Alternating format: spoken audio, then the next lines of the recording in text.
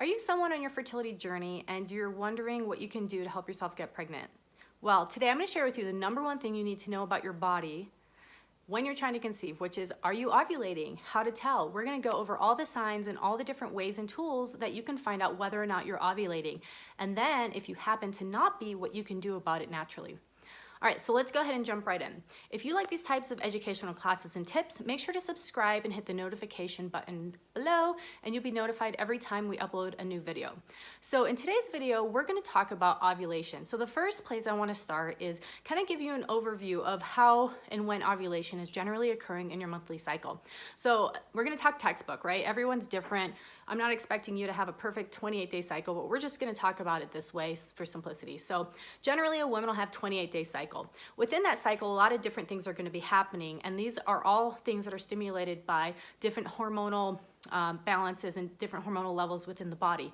So the beginning of the cycle starts right after your period has ended and your body is starting to build the lining of your uterus. And this is when estrogen tends to be dominant, and this is helping to build and the lining of the uterus, as well as help to mature and stimulate an egg to mature enough, a follicle, so it's going to ovulate. So around day 12, the body will generally ovulate this egg. Everyone's different, but this is kind of textbook. So generally what will happen is at that time, your temperature will take a big drop, and then it will rise because progesterone is then stimulated to help to maintain that uterine lining that your body just built and help the egg, which will then go on and get fertilized and move through the fallopian tube into the uterus and implant over that period of time, the second part of your cycle, which is the luteal phase, which generally needs to be about 12 days long or more in order for there to be enough time for implantation. So if that doesn't happen, then your period is stimulated and the lining of the uterus will be shed. Very simplified version of a lot of amazing things happening within your body. So during that period of time, around ovulation, there's about 6 days when you can get pregnant. There's a certain amount of time beforehand that sperm can actually live for a while in your body, time for it to travel and meet that egg, as well as after ovulation. So there's about a 6-day window of time that you can conceive. So it's really important to know when you're ovulating, because not everyone's on day 12. Some people have 40-day cycles, 50-day cycles. Some people ovulate a bit earlier or later in their cycle. So it's really important to know when you're ovulating so that you can maximize your chances. A lot of people that we work with, they just need a little bit of tweaking with this and understanding their bodies, and then they're able to conceive. So here are some different ways that you can tell if you're ovulating. Okay, so OPK testing. This one's really popular. This is inexpensive. This is a test strip that you use that's going to measure compounds found in your body that are going to be higher right before ovulation. So OPK test strips, some people, they kind of look just like pregnancy test strips. The line will appear. The thing with it though is the line does need to be darker than the test line. You know how there's just a line that comes with it so that you can compare? Unlike pregnancy tests can be very light, very dark. All of those are positive. When it comes to OPK tests, you want that line that was created from measuring your own urine to be darker than the test strip. The thing that's very frustrating with the OPK test is it dark enough? Is that a line? And then you need so many of them. A good solution to that would be using some type of fertility monitor that uses OPK technology, but has a machine to kind of decipher the results for you. So Clear Blue Easy is an example of that. I really like those. They just make it easy, and they also will keep track of your results over time. So that's an alternative, but then, that's more expensive than OPK tests are. Another option, which is free and fabulous because you're gonna learn so much about your body, is basal body temperature charting. So you can download a free chart online, you can use apps on your phone, but basically what you do is at the same time every single day, you take your temperature and you write down your temperature, as well as some other signs of ovulation, which we'll talk about in just a minute. And over time, you're gonna begin to see a pattern. You're gonna be able to see temperature, dip, rise, and that's when you've ovulated. So very helpful. The only problem is that once you see that drop and you're able to record it, you kind of ovulated already. But over time, you will know when you're going to be ovulating. You'll be like, oh, I ovulate on day 13 pretty consistently. That's awesome. And then you see that rise, and then you can see if that rise stays up, then that means your progesterone levels generally are healthy. There's so many other things you can tell from fertility charting beyond ovulation that I think it's really, really helpful. You can tell if there might be some type of thyroid issue. You can tell if there might be some type of progesterone deficiency or luteal phase defect when the period of time after ovulation is not long enough for implantation. Those are such important things that you can know about your body and that you can actually really help through diet, lifestyle changes, herbs, and supplements. So fertility charting is absolutely awesome. It's one of the best self-help fertility tools ever, and it's free. Okay, you can tell I'm passionate about that. So in addition to basal body temperature charting, there's also cervical mucus that occurs.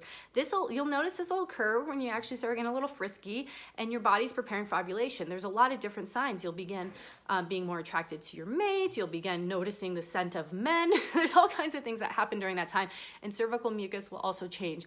And you can learn more about cervical mucus online. There's tons of websites that have different pictures of consistencies, but basically that egg white texture when you crack open an egg, the clear part, that's going to look very similar to when you're most fertile. I don't like to use cervical mucus as the only tool, and we'll talk a little bit more about that, but it definitely is a good one. But you can get cervical mucus and not be ovulating. So that's the only kind of negative about that. There's a lot of apps that help with this. If you don't want to use a chart, you can also download some apps on your phone to keep track of your temperature as well. You could also get scans by a doctor, but who's really going to be doing that unless they're preparing for an IUI or on Clomid or anything like that. But that's another way that your doctor will be able to tell if you're about to ovulate. They can help monitor you through through scanning. Okay, so here's some other body signs of ovulation that I talked about. So increase in libido, you'll start noticing you're much friskier. You're like, hey, what's going on? Whereas like a week ago, you could care less. There's also more fullness in your labia. Your vagina starts to feel different. You start swelling. You might feel lower abdomen twinges or pain. And this is sometimes, people think this is from ovulating. They can sometimes be actually quite painful, like a menstrual cycle. There can be lower abdominal pressure mid-cycle. Also the changes in the cervical mucus. So my biggest tip is to use a lot of these different things together. So when you're fertility charting on a chart, there's generally a place for your temperature. Definitely do that in one form or another. There's a place to chart what your cervical mucus is like, and also your mood. Are you feeling frisky? How are you feeling? All of those different things. So you can start noticing changes in your cycle and signs that will help show you. So say you've been charting and you have not had that drop in rise. You've actually realized your temperature might be quite low. There might be some type of hypothyroidism going on, or your cycle is very long, it's 40-something days, and there's no ovulation occurring, and so on. So you've used some tools to determine that you're not ovulating. What do you do? So I'm gonna go into some solutions and how we got our clients. We've been working with couples for over 12 years, mostly through women. And this is where we start. This is the exact same thing that we tell them. So the first place is you definitely want to focus on foundational health. I have a free course that you can watch that'll go into each of these steps in much more depth. It's called the Fertility Foundation course. It's totally free. You can sign up for it below. I'll put the link down there.